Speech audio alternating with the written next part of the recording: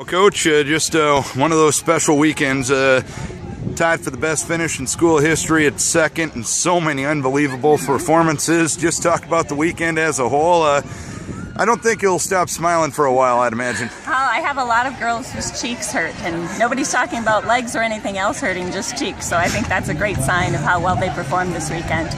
We had 8 school records that fell over the weekend.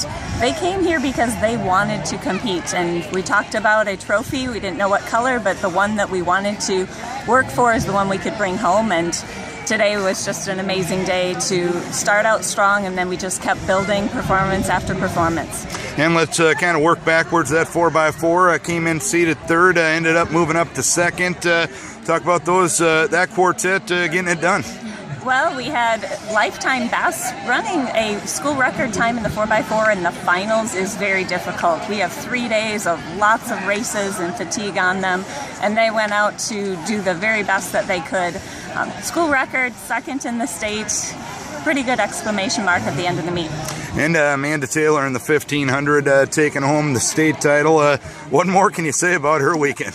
Well, Amanda's been interesting. She wanted to know what the school record was.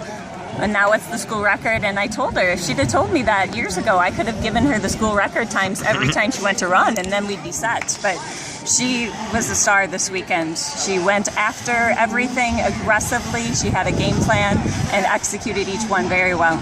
And second place finish in the 800 for her. Sprint medley starts the morning, runs a better time than they did last year.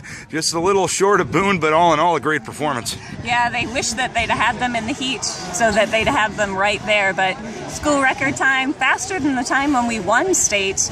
You can't complain about finishing second in the state.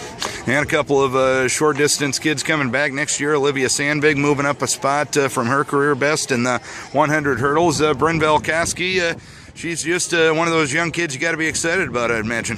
Well, we haven't had a finalist in the 100 in closing in on 2 decades. So we've got there, finished, and have lots to build off of. And Olivia moved up in her placing this year, and if we can do the same next year, then we'll be at a great place a year from now. And I know accomplishments and records and team standings are all fun to talk about, but from a coaching perspective, what was the most fun part of this group? Well, I don't know. Picking one thing would be quite difficult. They're a great group of kids. They care for each other. They bond off the track as much as they do on the track. They've supported each other, cried tears of joy, tears of excitement together. So it's hard to see a group graduate and move on because you love them for all that they do for the team, not just places and performances, but all the leadership and the strength that they provide for all of the younger ones. Fun weekend, Coach. Congratulations on a record-setting weekend for Decorah girls track. Thank you.